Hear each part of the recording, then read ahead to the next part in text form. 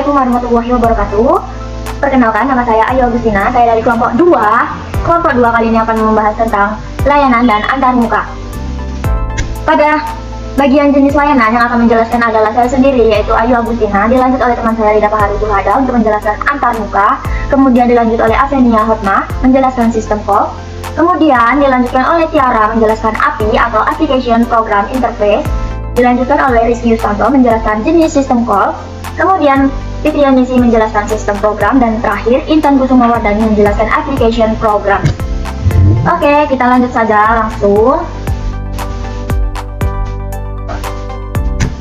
Kelompok 2. Nama anggotanya ada Afenia Hotma Kristamora, Ayu Agustina, Fitrianisi, Intan Kusumawardani, Rida Pahari Tuhada, Rizky Yustanto, dan terakhir ada Tiara Susiani. Dosen pengampu kita kali ini adalah Bapak Muhammad Siddiq, SD M.Com. Langsung saja kita ke slide berikutnya. Inilah yang akan dibahas oleh kelompok 2, yaitu layanan dan antarmuka. Pada bagian ini yang menjelaskan adalah saya, Ayu Agustina. NIM saya 2220379, kelas SI 3C. Lanjut. Pada slide ini kita masuk ke pendahuluan. Akan saya bacakan. Semua sistem operasi yang baik harusnya memiliki sebuah layanan berupa operasi I atau O, memanipulasi sistem file, deteksi kesalahan, eksekusi program, dan juga komunikasi. Dan dalam pemakaian secara multi-user, sistem bisa dapat lebih menguntungkan, yang dimana bisa lebih efisien karena pemakaian sumber daya yang sama antar pengguna satu dengan lainnya. Sistem operasi adalah perangkat lunak, sistem yang mengatur sumber daya dari perangkat keras dan perangkat lunak, serta sebagai daemon untuk program komputer. Tanpa sistem operasi, pengguna tidak dapat menjalankan program aplikasi pada komputer mereka, kecuali program booting. Secara umum, sistem operasi adalah perangkat lunak pada lapisan pertama yang ditempatkan pada memori komputer pada saat komputer dinyalakan booting. Oke, penjelasannya segitu aja ya, teman-teman bisa baca selanjutnya. Lanjut ke slide berikutnya. Di sini ada layanan sistem operasi. Layanan sistem operasi dirancang untuk membuat pemrograman menjadi lebih mudah. 1. Eksekusi program, menguak program ke memori dan menjalankan run. 2. Operasi I atau O, pengguna tidak bisa mengontrol I atau O secara langsung atau untuk efisien dan keamanan. Sistem harus bisa menyediakan mekanisme untuk melakukan operasi I atau O. Selanjutnya, manipulasi sistem berkas, membaca, menulis, membuat, dan menghapus file. Selanjutnya ada komunikasi, yaitu pertukaran informasi dapat dilaksanakan melalui share, memori, atau message caching. Selanjutnya di sini ada deteksi error, yaitu mempertahankan kestabilan dengan mendeteksi error pada CPU, perangkat keras, memori, I atau O, program pengguna, dan jika bisa, memperbaikinya. Selanjutnya di sini ada accounting atau pencatatan.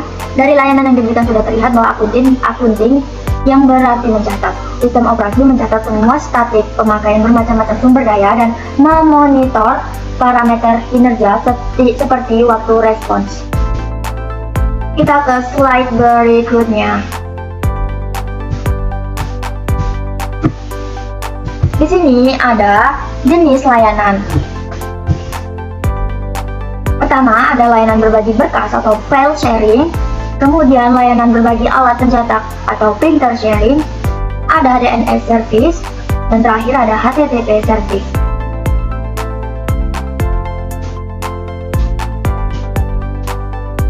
Kita lanjut. Di sini ada 5 fungsi layanan SO. Yang pertama, layanan eksekusi program. Yang kedua, layanan operasi input atau output. Ketiga, layanan manipulasi sistem file. Dan 4, layanan komunikasi. Dan 5, layanan mendeteksi kesalahan. Tenang, di slide berikutnya ada penjelasan untuk ini semua. Sabar ya teman-teman. Kita masuk. Pada slide ini, kita masuk di penjelasan. Satu tadi layanan eksekusi program. Penjelasannya, salah satu layanan yang diberikan oleh sistem operasi kepada user untuk memudahkan proses kerja adalah meload atau memanggil ke memori dan menjalankannya. Program tersebut pun harus dapat dihentikan atau diakhiri eksekusinya baik dalam bentuk normal ataupun tidak dalam keadaan normal atau error program. Selanjutnya, kedua, layanan operasi input atau output.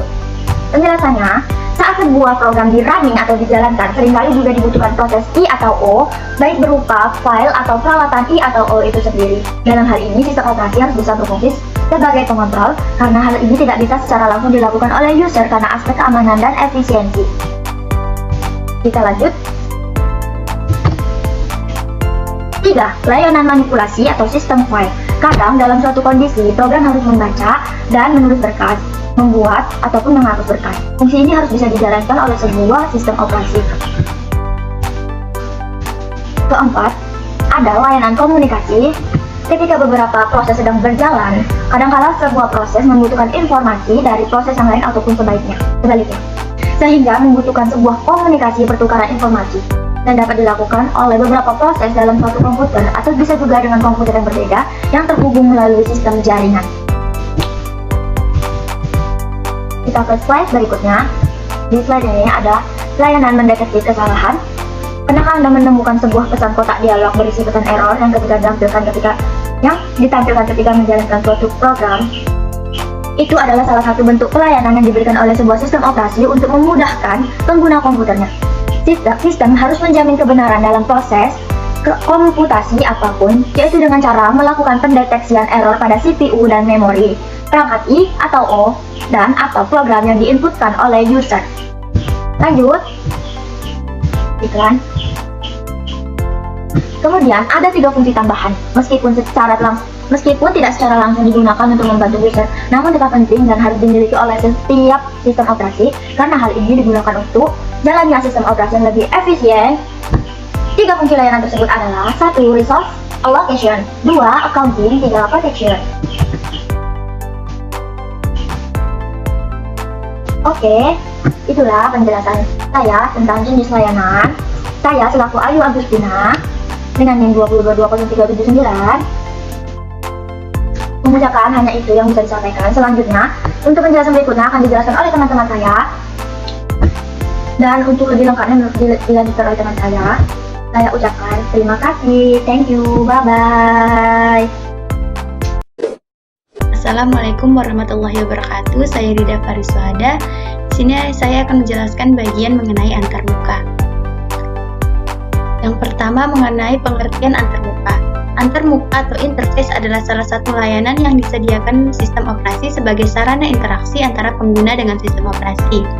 Antarmuka adalah komponen sistem operasi yang bersentuhan langsung dengan pengguna. User interface adalah tampilan visual dalam sebuah aplikasi sebagai tempat atau media untuk menghubungkan antara sistem dengan user. Jika Anda pernah masuk ke dalam beberapa website, maka Anda akan disajikan dengan tampilan dari beranda dalam website tersebut. Selanjutnya, terdapat 2 jenis antarmuka, yaitu yang pertama ada Command Line Interface atau CLI, dan kedua ada Graphical User Interface atau GUI. Command Line Interface atau CLI adalah tipe antarmuka di mana pengguna berinteraksi dengan sistem operasi melalui teks terminal. Pengguna menjalankan perintah dan program di sistem operasi tersebut dengan cara mengetikkan baris-baris tertentu. Untuk yang kedua, Graphical User Interface atau GUI adalah tipe antarmuka yang digunakan oleh pengguna untuk berinteraksi dengan sistem operasi melalui gambar-gambar, grafik, icon, menu, dan menggunakan perangkat penunjuk atau pointing device seperti mouse atau trackball.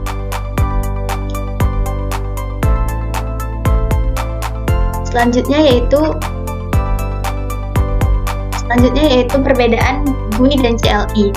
Untuk GUI, dia mudah digunakan, membutuhkan banyak perangkat seperti mouse dan keyboard, penggunaan memori rendah, kinerja dan performa lebih lambat dari CLI. Antarmuka atau interface mudah dimodifikasi dari segi struktur dan desain. Input di GUI dapat dilakukan di mana saja.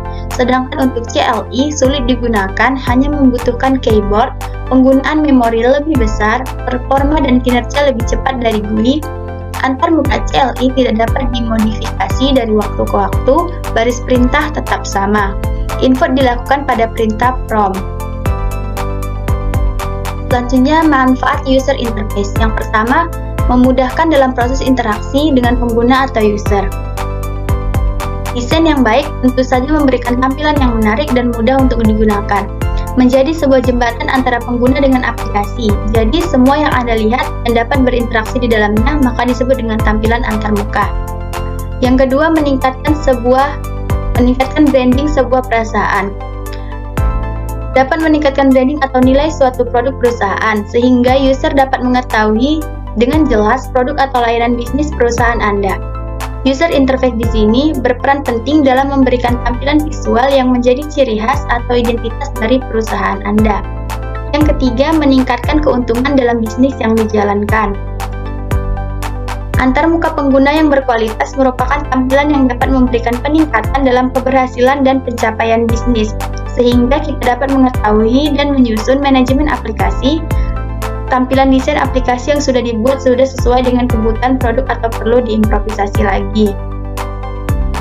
Selanjutnya, karakteristik dari user interface. Yang pertama, jelas dan konsisten. Karakteristik yang pertama adalah jelas dan konsisten. User interface adalah tampilan antarmuka pengguna untuk proses interaksi pada sebuah aplikasi. User interface yang baik tentu akan menampilkan komposisi desain yang konten yang jelas. Jelas dalam artian adalah mudah dipahami oleh pengguna serta memiliki struktur desain yang konsisten. Misalnya, dalam penerapan atau implementasi layout, gambar, konten, section, warna, dan lain sebagainya. Yang kedua yaitu responsif dan menarik. Antarmuka pengguna yang responsif dan menarik maksudnya adalah dapat dijalankan di berbagai perangkat dan tampilan tersebut mampu untuk menyesuaikan bentuk ukuran dari perangkat. Menarik di sini dapat berarti penyajian konten dan desain mampu untuk membuat pengguna merasa nyaman untuk terus berada dalam aplikasi tersebut. Pastikan juga Anda membuat sebuah antarmuka sesuai dengan kebutuhan produk Anda. Yang ketiga, terstruktur dan efisien. Membuat interface yang terstruktur dan efisien. Terstruktur di sini adalah user interface mampu untuk memberikan tampilan yang mendukung dari aplikasi tersebut. Alur jalannya proses aplikasi menjadi lebih mudah dengan adanya user interface tersebut. Efisien di sini berarti antarmuka yang dibuat mampu untuk menjawab berbagai permasalahan yang dihadapi pengguna. Pastikan untuk membuat interface yang dapat memudahkan pengguna dalam mendapatkan tujuan yang mereka inginkan. Yang keempat yaitu tepat sasaran. User interface yang telah Anda buat memiliki kesesuaian dengan produk yang akan Anda tawarkan atau publikasikan. Tujuan akhirnya supaya antarmuka yang ditampilkan dapat mendukung dan meningkatkan nilai jual dari produk tersebut. Dan untuk karakteristik yang terakhir adalah mudah diolah. Ketika Anda melakukan kesalahan atau ingin mengubah beberapa tampilan karena suatu alasan, maka user interface yang baik dapat memberikan kemudahan dalam proses editingnya. Selanjutnya yaitu contoh-contoh user interface inovatif yang ditemui di kehidupan sehari-hari. Yang pertama itu ada mouse. Mouse pada perangkat komputer yang sering kamu gunakan untuk menggerakkan kursor. Sebelum lahirnya mouse, pengguna komputer harus menggunakan keyboard untuk menjalankan suatu program atau melakukan aktivitas tertentu di komputer. Namun itu semua berubah saat Douglas Engelbart dari SRI International menyatukan sel kayu, papan sirkuit, beberapa roda logam dan beberapa kabel untuk membuat mouse agar berinteraksi dengan komputer, hanya perlu menggerakkan mouse dan mengekliknya. Yang kedua ada voice-based search interface. Di masing-masing perangkat elektronik mayoritas pasti memiliki Google Assistant seperti Siri, Cortana, atau Google Voice Search yang dapat dengan mudah memberikan hasil apa yang kalian mau di search inline berdasarkan suara. Seiring berjalannya waktu, user interface jenis ini mengalami perkembangan pesat, di mana mereka dapat mempercepat proses kompleks, memberi hasil pencarian yang relevan, dan mengenali berbagai macam bahasa yang manusia gunakan. Yang ketiga ada ATM. Interface pada mesin ATM memudahkan pengguna dalam hal menarik serta menyetor uang tunai mereka. User hanya perlu memasukkan kartu ATM, memasukkan PIN-nya, dan nantinya akan muncul yang opsi yang bisa usernya pilih sesuai sesuka hati. Sekarang ini telah tersebar luas jenis ATM berbasis touchscreen di mana pengguna menjadi jauh lebih mudah dalam melakukan transaksi uang tunai. Hal ini tentunya terobosan baru dan canggih dalam dunia user interface di bidang perbankan. Selanjutnya ada Electronic Tolling Collection atau e-toll. Pemilik kendaraan bermotor pasti sudah sangat akrab dengan benda yang satu ini. E-toll merupakan desain user interface yang memudahkan kendaraan untuk memasuki gerbang tol dengan cepat dan efisien. Penggunanya hanya perlu membeli kartunya, mengisi saldo, dan menempelkan kartu tersebut pada mesin e-toll ketika akan memasuki gerbang tol. E-tolling adalah inovasi canggih dalam bidang transportasi yang berfungsi untuk mengurangi kemacetan yang mungkin terjadi di gerbang tol. Kecepatan dan efisien mesin tersebut bisa mempercepat proses keluar masuk pintu tol dengan kesalahan minimum. Oke, sekian penjelasan saya mengenai antarmuka. Assalamualaikum warahmatullahi wabarakatuh. Perkenalkan, nama saya Apenia Hotma Kestamora Manurung dari kelas SI 3C. Di sini saya akan mempresentasikan materi mengenai sistem CALS. Pengertian sistem CALS. Sistem CALS adalah penyedia antarmuka dari pelayanan-pelayanan tersedia dengan sistem operasi. Umumnya, sistem CALS menggunakan bahasa C dan C++. Meskipun tugas-tugas seperti hardware yang harus diakses langsung harus menggunakan bahasa assembly. Sistem CALS menyediakan interface antara program dan bagian iOS. Sistem CALS menjadi jembatan antara proses dan sistem operasi. Sistem CALS juga dikelompokkan dalam 5 kategori. Yang pertama ada control process, yang berfungsi sebagai 1. Mengakhiri dan membatalkan. Yang kedua, mengambil dan mengeksekusi. Yang ketiga, membuat dan mengakhiri proses. Yang kedua ada manipulasi file, yang berfungsi sebagai 1. Membuat dan menghapus file. Yang kedua, membuka dan menutup file. Yang ketiga, membaca, menulis, dan mereposisi file. Yang ketiga ada manipulasi device, yang berfungsi sebagai 1. Meminta dan membebaskan device. Yang kedua, membaca, menulis, dan mereposisi device. Yang ketiga, menentukan dan mengeset atribut device. Yang keempat ada informasi lingkungan, yang berfungsi sebagai 1. Mengambil atau mengeset waktu dan tanggal. Yang kedua, mengambil atau mengeset sistem data. Yang ketiga, mengambil atau mengeset proses, file, atau atribut-atribut device. Yang kelima ada komunikasi, yang berfungsi sebagai 1. Membuat dan menghapus sambungan. Yang kedua, mengirim dan menerima pesan. Yang ketiga, mentransfer situs informasi. Sistem CALS juga memiliki beberapa fungsi. 5 fungsi yang berjalan dalam sistem CALS sebuah sistem operasi komputer. Yang pertama, ada control process. Kedua, manipulasi file. Yang ketiga, manipulasi device. Yang keempat, ada informasi lingkungan. Dan kelima, ada komunikasi. Cara kerja sistem CALS. Cara sistem CALS bekerja adalah sebagai berikut. Pertama-tama, user program akan men-setup argumen untuk sistem CALS. Salah satu argumennya adalah nomor sistem CALS. Perlu dicatat bahwa semua ini dilakukan secara otomatis oleh fungsi library kecuali jika kita menulis menggunakan bahasa assembler. Sesudah semua argumen di-setup, program yang akan menjalankan instruksi sistem CALS. Instruksi ini akan menyebabkan exception atau event yang akan menyebabkan prosesor untuk menjump ke suatu address dan mulai menjalankan program atau kode di address tersebut. Instruksi di alamat yang baru akan menyimpan state user program, menentukan sistem CALS apa yang kita inginkan, kemudian call function tersebut di kernel yang mengimplementasikan sistem CALS. Setelah selesai, maka mengembalikan program state dan kembali ke user program. Sebuah sistem CALS adalah salah satu agar function yang didefinisikan dalam device driver untuk bisa dipanggil. Sekian dari presentasi saya. Apabila ada kata saya yang salah, saya mohon maaf. Sekian dan terima kasih. Baiklah, langsung saja kita ke materi aplikasi programming interface.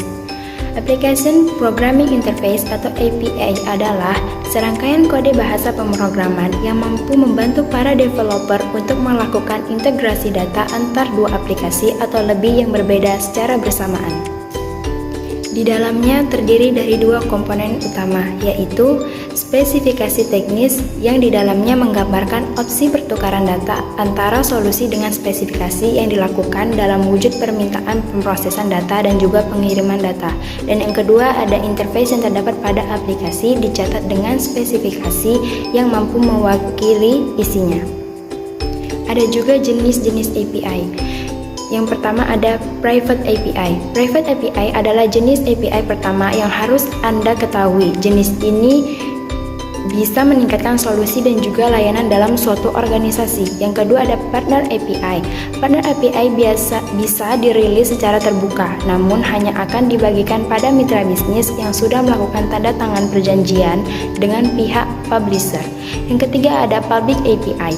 Public API yang lebih dikenal dengan developer ataupun eksternal tersedia untuk developer pihak ketiga. Next di sini ada Architecture API. Yang pertama ada RPC. RPC merupakan teknologi untuk membuat komunikasi antara client side dan server side bisa dilakukan dengan konsep sederhana. Dan yang kedua ada SOAP atau arsitektur API lainnya. Arsitektur ini menggunakan XML yang memungkinkan semua data disimpan dalam dokumen. Dan yang ketiga ada REST. REST atau Representational State Transfer adalah arsitektur API yang cukup populer karena kemudahan penggunaannya. Masuk ke fungsi API. Yang pertama ada pengembangan aplikasi menjadi lebih cepat dan efektif dengan proses integrasi antara dua aplikasi. Dan yang kedua ada beban kerja server menjadi lebih ringan karena tidak perlu menyimpan semua data. Dan yang ketiga ada pembuatan aplikasi yang kompleks tetapi lebih fungsional. Next di sini ada cara kerja dari API.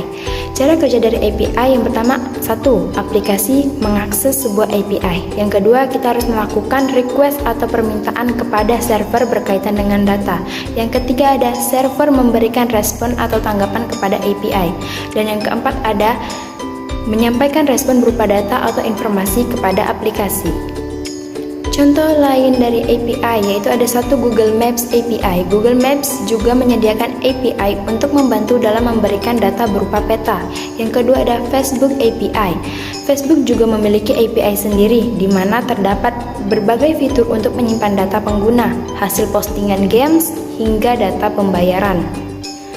Lanjut dengan menggunakan API, Anda dapat 1. Membuat kata kunci, teks iklan, halaman landing, dan laporan khusus secara otomatis. Yang kedua ada mengintegrasikan data Google Ads dengan sistem inventaris untuk mengelola kampanye berdasarkan stok. Yang ketiga ada mengembangkan alat dan aplikasi tambahan untuk membantu Anda mengelola akun. Nah, di sini juga ada kelebihan API. Yang pertama, otomasi. Dengan API, komputer dapat mengelola pekerjaan melalui API dan dapat memperbarui alur kerja mereka agar lebih cepat dan lebih produktif. Terus ada aplikasi. API dapat mengakses komponen aplikasi sehingga pengiriman layanan dan informasi pun menjadi lebih fleksibel. Lanjut, ada lebih banyak cakupan. Dengan API, application layer dapat dibuat dan digunakan untuk mendistribusikan informasi dan layanan kepada audiens. Lanjut ada tersedianya data baru. API memungkinkan semua informasi yang dihasilkan di tingkat menjadi tersedia untuk setiap warga negara, bukan hanya segelintir orang. Terus efisiensi. Ketika akses disediakan ke API, konten yang dihasilkan dapat dipublikasikan secara otomasi dan tersedia untuk setiap saluran. Lanjut ada integrasi dan yang terakhir integrasi. Integrasi API memungkinkan konten tertanam dari situs atau aplikasi apapun dengan lebih mudah. Dan ada lagi ternyata yaitu personalisasi. Melalui API, pengguna atau perusahaan manapun dapat menyesuaikan konten dan layanan yang paling sering mereka gunakan. Dan yang terakhir, ada adaptasi. Kebutuhan penggunaan sering berubah seiring berjalannya waktu. API ada untuk membantu mengantisipasi perubahan. Lanjut, kekurangan dari API ini. Kekurangan API yang pertama adalah terkait biaya dan waktu. Menyediakan API itu membutuhkan biaya yang dapat terbilang mahal dalam hal waktu pengembangan, pemeliharaan, menyediakan dokumentasi di website, dan memberikan dukungan kepada penggunaan API Anda. Berikutnya adalah paparan keamanan. Menambahkan API akan menambahkan permukaan dan potensi serangan lain ke situs web Anda. Dan kekurangan API yang terakhir adalah terjadinya hasil yang belum tentu sesuai dengan ekspektasi. Anda mungkin tidak menyukai hasilnya atau Anda dapat mengubah arah bisnis Anda. Baiklah, itu saja yang bisa saya presentasikan dan materi selanjutnya akan dibawakan oleh teman saya. Assalamualaikum warahmatullahi wabarakatuh. Perkenalkan, nama saya Rizky Yustanto dari SI3C. Di sini saya akan menjelaskan tentang jenis sistem calls. Yang pertama yaitu sistem call management process. Sistem call untuk manajemen proses diperlukan untuk mengatur proses-proses yang sedang berjalan. Kita dapat melihat penggunaan sistem call untuk manajemen proses pada sistem operasi Unix. Contoh yang paling baik untuk melihat bagaimana sistem call bekerja untuk manajemen proses adalah fork. Fork adalah satu-satunya cara untuk membuat sebuah proses baru pada sistem Unix. Fork membuat duplikasi yang mirip dengan proses aslinya, termasuk file deskriptor, register, dan lainnya. Setelah perintah fork, shell akan mengeksekusi kode yang berbeda dengan parent-nya. Bayangkan yang terjadi pada shell. Shell akan membaca komen dari terminal, melakukan fork pada shell, menunggu shell untuk mengeksekusi komen tersebut, dan membaca komen lainnya ketika shell terminate. Untuk menunggu shell selesai, parent akan mengeksekusi sistem call wait yang hanya akan menunggu sampai shell selesai. Proses shell harus mengeksekusi komen yang dimaksudkan oleh user. Proses shell melakukannya dengan sistem call exit. Dari ilustrasi tersebut, kita dapat mengetahui bahwa sistem call dapat dipakai untuk manajemen proses. Kasus lainnya bukan hanya pada fork, tetapi hampir setiap proses memerlukan sistem call untuk melakukan manajemen proses. Yang kedua, sistem call manajemen berkas. Sistem call yang berhubungan dengan berkas sangat diperlukan, seperti ketika kita ingin membuat atau menghapus sebuah berkas, atau ketika ingin membuka atau menutup suatu berkas yang telah ada, membaca berkas tersebut, dan menulis berkas itu. Sistem call juga diperlukan ketika kita ingin mengetahui atribut dari sebuah berkas, atau ketika kita juga ingin merubah atribut tersebut, yang termasuk atribut berkas adalah nama berkas, jenis berkas, dan lain-lain. Yang ketiga yaitu sistem call manajemen peranti.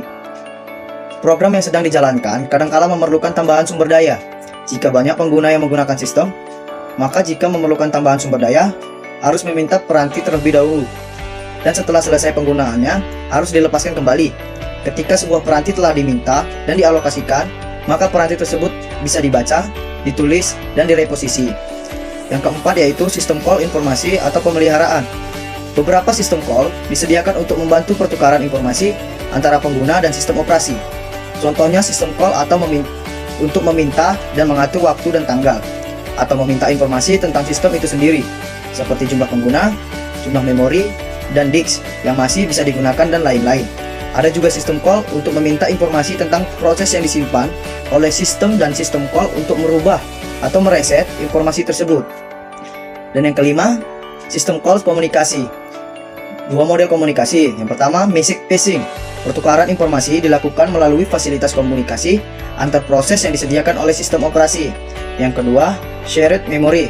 Proses menggunakan memori yang bisa digunakan oleh berbagai proses untuk pertukaran informasi dengan membaca dan menulis data pada memori tersebut.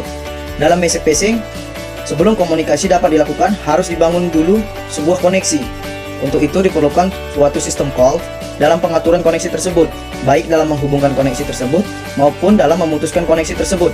Ketika komunikasi sudah selesai dilakukan, juga diperlukan suatu sistem call untuk membaca dan menulis pesan agar pertukaran informasi dapat dilakukan. Begitu penjelasan saya, lebih kurangnya mohon maaf. Terima kasih.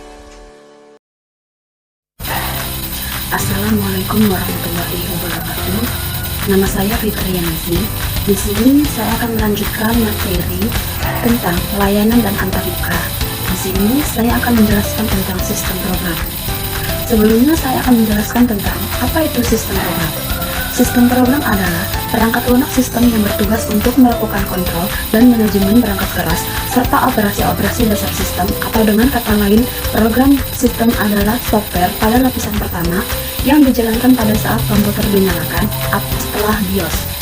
Program sering disebut juga dengan sistem operasi. Selanjutnya, sistem program dibagi menjadi beberapa kategori, yaitu manajemen atau manipulasi berkas. yaitu membuat, menghapus, menyalin, mengganti nama, mencetak, memanipulasi berkas, dan direktori. Selanjutnya, informasi status, yaitu beberapa program meminta informasi tentang tanggal, jam, jumlah memori dan disk yang tersedia, jumlah pengguna, dan informasi yang sejenis. Selanjutnya, modifikasi berkas, yaitu membuat berkas dan memodifikasi isi berkas yang disimpan pada disk atau tape.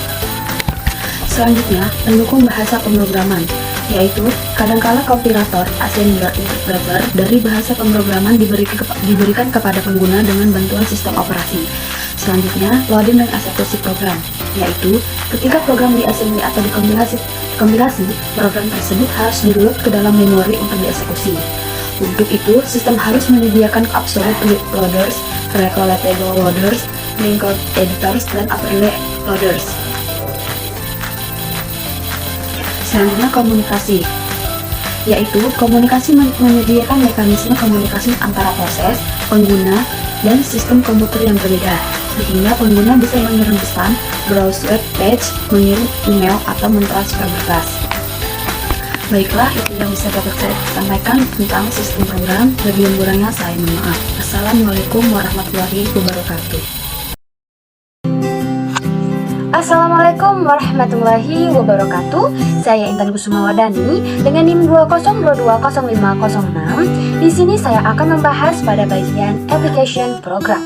Application program yang berarti suatu program siap pakai yang dirancang untuk melakukan suatu fungsi khusus atau spesifik bagi pengguna atau aplikasi yang lain. Kemudian, aplikasi yang merupakan suatu program yang dibuat secara sistematik untuk menjalankan suatu perintah yang diberikan oleh manusia dalam komponen atau hardware komputer yang digunakan manusia untuk menjalankan suatu program aplikasi. Gunanya untuk membantu para manusia dalam melakukan suatu tugas khusus dan memberikan berbagai solusi apa yang diinginkan. Dan untuk kata program, yang merupakan salah satu bagian dari beberapa aspek penting dari komputer yang merupakan kumpulan instruksi yang digunakan untuk mengatur komputer dalam menjalankan suatu tugas tertentu. Lanjut, fungsi aplikasi program yang berguna untuk membantu pekerjaan seseorang sebagai media hiburan, media komunikasi dan pertemanan, dan sebagai pembaharuan kabar terkini, dan lain sebagainya. Oke, lanjut untuk jenis-jenis program aplikasi. Jenis aplikasi dapat bervariasi dalam banyak hal, termasuk bagaimana mereka dibangun, platform apa yang mereka jalankan, dan apakah itu termasuk dalam open source atau eksklusif yang mereka gunakan. Berikut jenis-jenis aplikasi program. Untuk jenis yang pertama yaitu word processing yang merupakan program yang dapat dipakai untuk menyunting naskah. Contohnya Microsoft Word, Lotus Ami Pro, dan WordPerfect. Kemudian, Desktop Publisher, yang merupakan program yang mengatur tata letak cetakan pada suatu naskah sehingga siap untuk dicetak. Contohnya, Ventura Publisher dan PageMaker. Lanjut, program Spreadsheet, yang merupakan program-program yang digunakan untuk mengolah data secara berkolom. Contohnya, Microsoft Excel dan Lotus Impro.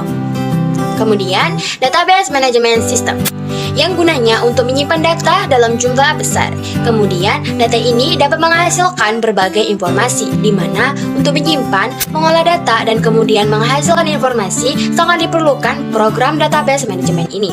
Contohnya, Paradox, FoxPro, Microsoft Access, dan Approach.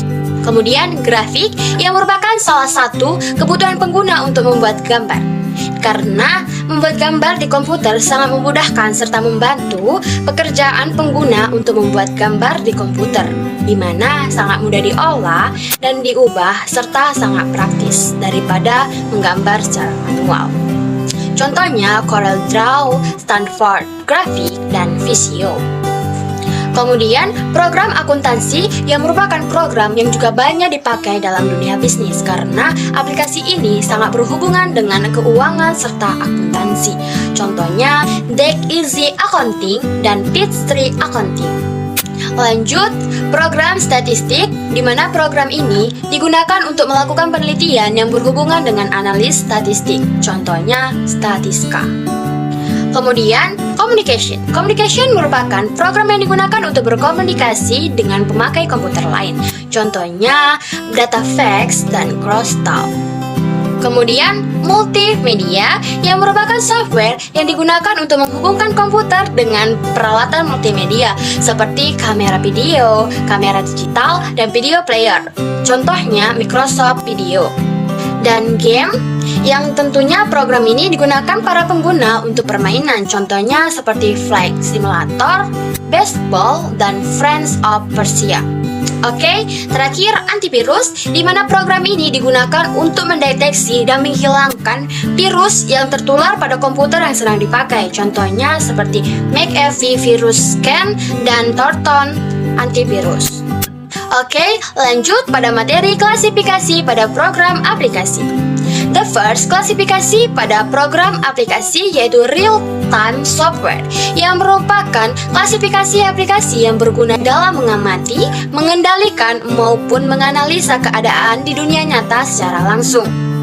Kedua, sistem software yang merupakan aplikasi yang digunakan untuk mengendalikan serta mengelola proses operasi internal yang ada pada sebuah sistem komputer. Kemudian, bisnis software, di mana aplikasi ini dibuat untuk membantu keperluan bisnis seseorang. Contohnya seperti mengatur sistem keuangan, mendata jumlah pesanan, dan ya tentu masih banyak lagi kegunaannya. Web-based software adalah aplikasi dengan fungsi sebagai media penghubung pengguna pada internet secara langsung. Personal computer software, yakni sebuah aplikasi yang dapat digunakan pengguna resmi maupun pribadi. Oke, yang terakhir, engineering and scientific software, yang merupakan aplikasi yang dibuat dan dikembangkan guna untuk membantu manusia dalam menyelesaikan berbagai masalah yang ada. Baiklah, mungkin segitu saja penjelasan dari materi application program yang saya sampaikan. Sebelumnya, terima kasih dan assalamualaikum warahmatullahi wabarakatuh.